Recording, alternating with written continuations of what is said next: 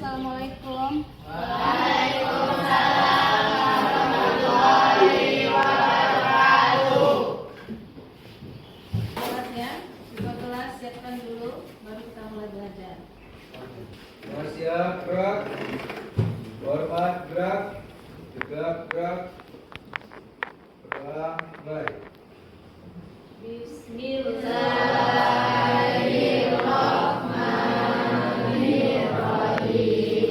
Raditu billahi rabban wa bil Islam dinan.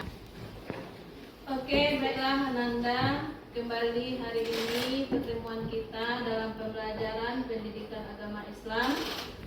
Nah, seperti biasanya sebelum kita memulai pembelajaran, Ibu ambil absensi dulu. Alfian, hadir? Airen, Yuda, oke. Baiklah, hari ini pembelajaran kita tentang pembahasan kita mengenai hakikat keimanan dan syu'abul iman tersebut. Apa itu syu'abul iman? Ya, bahwa kita harus meyakini cabang-cabang iman itu ada banyak cabangnya. Ya, siapa yang tahu sampai berapa cabang iman itu? Sampai 77 cabang. Sekarang peserta didik mampu menyajikan paparan tentang makna syu'abul iman atau cabang-cabang iman, termasuk pengertian dan dalilnya. Jadi sekarang kita banyak membahas tentang dalil dari syu'abul iman tersebut. Kemudian peserta didik juga mampu memahami makna syu'abul iman, cabang-cabang, dalil dan manfaatnya. Pilar-pilar keimanan terdiri dari enam perkara yang dikenal dengan rukun iman yang wajib dimiliki oleh setiap muslim. Beriman tanpa mempercayai salah satu dari 6 rukun iman tersebut, maka gugurlah keimanannya, sehingga mempercayai dan mengimani keenamnya bersifat wajib dan tidak bisa ditawar sedikit pun. Jadi pokok pilar iman ini sebagaimana yang disebutkan dalam Quran surat An-Nisa ayat 136 yang artinya, wahai orang-orang yang beriman, tetaplah beriman kepada Allah, Rasulnya, Nabi Muhammad, kitab Al-Quran yang diturunkan kepada Rasulnya, dan kitab yang dia turunkan sebelumnya. Siapa yang kufur kepada Allah, para malaikatnya, kitab-kitabnya, dan para rasulnya, dan hari akhir, sungguh dia telah sangat tersesat, sangat jauh. Keenam pilar rukun iman tersebut tidak boleh tidak kita imani. Kalau kita tidak mengimani salah satu dari 6 rukun iman ini, maka bisa jadi kita kufur. Apa itu iman? Al-imanu ma'rifatun bil qalbi wa qaulun bil lisan wa amalun bil arkan. Jadi kalau kita menyampaikannya kepada Allah, keluh kesah kita tersebut, maka Allah akan memberikan jalan keluar bagi kita atau solusi. Maka kuatkanlah bentuk keimanan kita itu di dalam hati terhadap Allah. Okay. Kemudian cabang iman yang ketiga yang berhubungan dengan perbuatan anggota badan. Nah, ini yang berkaitan dengan anggota badan ada 40 cabang gitu. Ya kan? Yang berkaitan dengan hati ada 30 cabang, yang berkaitan dengan lisan ada 7 cabang, yang berkaitan dengan anggota badan ada 40 cabang. Oke, sebelum kita lanjut membahas dalil ini, kita lihat video dulu keimanan yang disampaikan disampaikan oleh Ustadz Adi Hidayat. Kita perhatikan sebentar, karena dari sini nanti kita akan menemukan suatu masalah, ya, menemukan suatu masalah yang akan kita cari solusinya nanti. Perhatikan ini.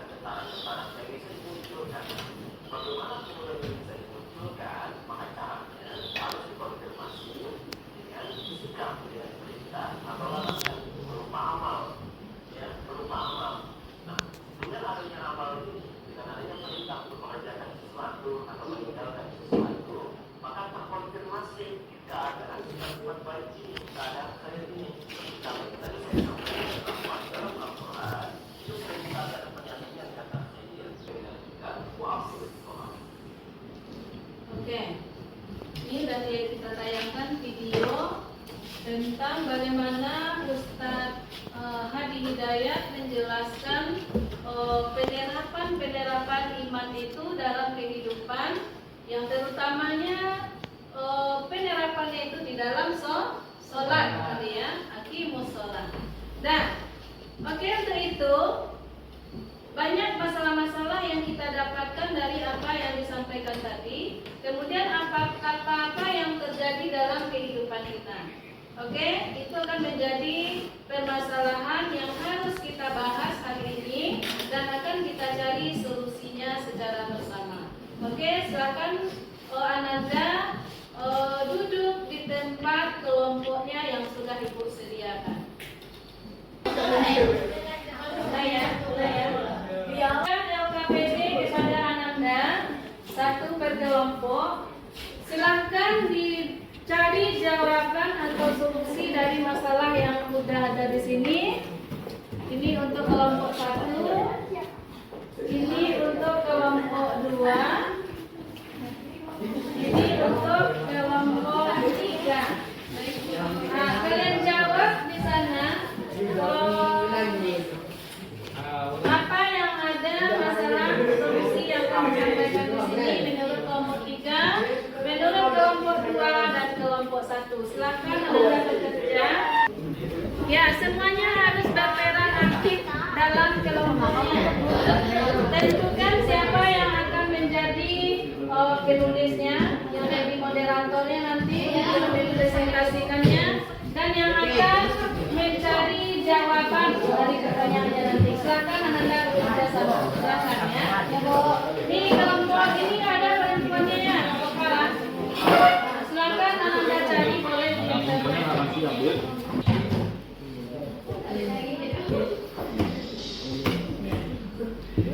Silakan cari di internet jawabannya, boleh ditulis di situ. Nanti siapa yang akan mempresentasikan ke depan? Ya, silakan.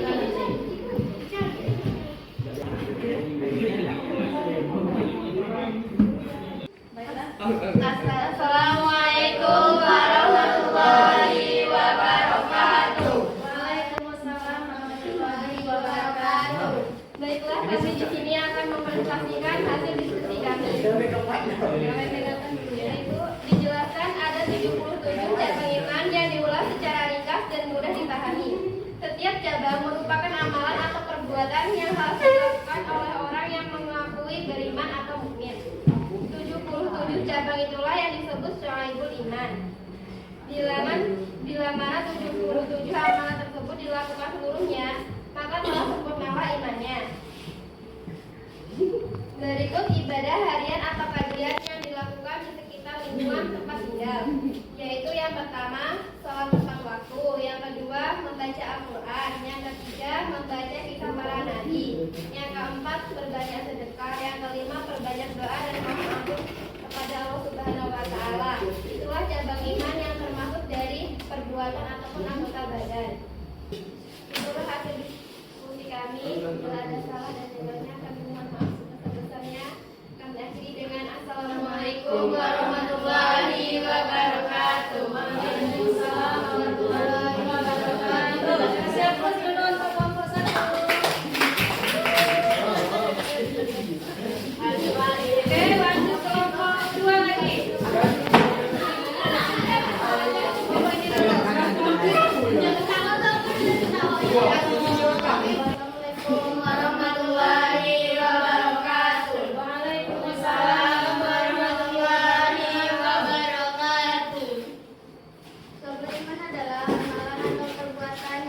dilakukan oleh orang-orang yang mengaku beriman. Jumlah cabang iman ada 77. Cabang iman yang utama adalah mengucapkan la ilaha illallah, yang paling ringan adalah membuang atau menyingkirkan gangguan dari jalan. Dan malu juga termasuk bagian dari iman.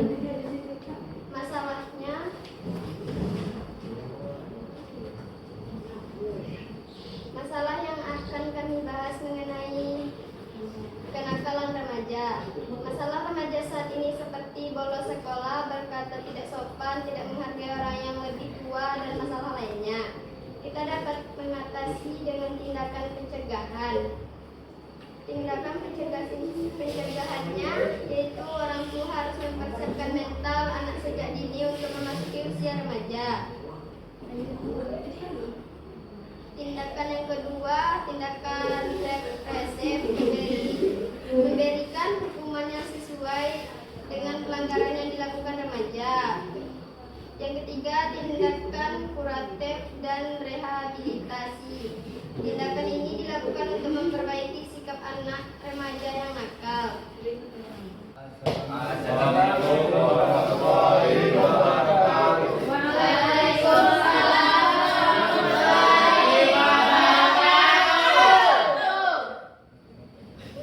Saya dari kelompok 2 ingin menjelaskan apa yang kami buat ya.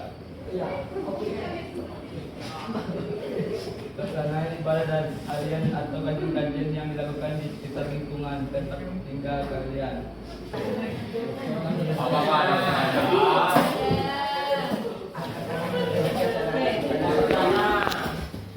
Baiklah, kalian kelompok 3 yang bertanya kepada kelompok 2.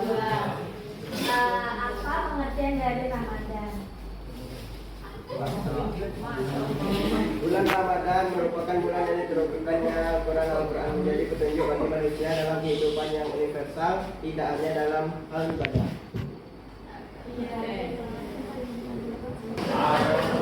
Semua berdiri hadap ke depan.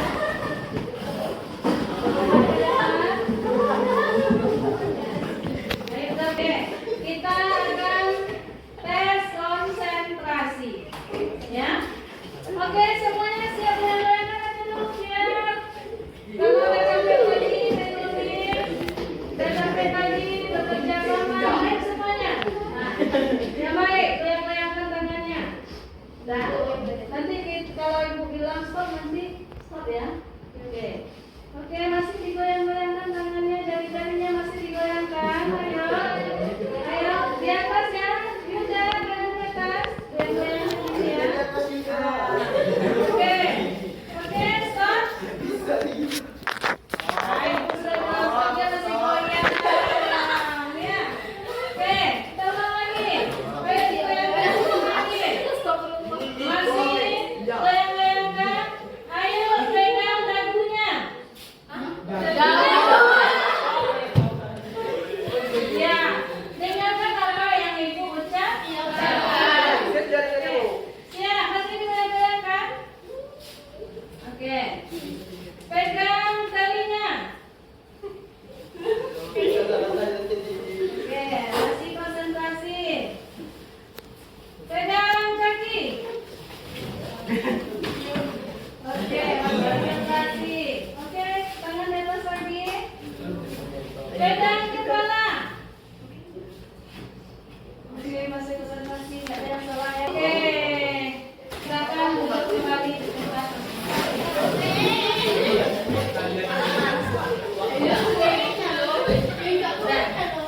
Jadi tentang materi yang sudah kita bahas 2 kali pertemuan ini, semoga apa yang sudah kita bahas bertambah lagi ilmunya, kemudian bertambah lagi tentang keimanan kita, bagaimana cara kita mengamalkan keimanan kita, mulai dari kepercayaan kita di dalam hati, kita ucapkan dengan lisan, kita amalkan dengan segenap anggota badan tadi. Kita terapkan semua itu di dalam kehidupan kita sehari-hari. Keimanan kita kepada Allah, kepada malaikat, kepada yang gaib, gitu ya. Nah, malaikat itu yang gaib atau yang nyata? Malaikat yang gaib.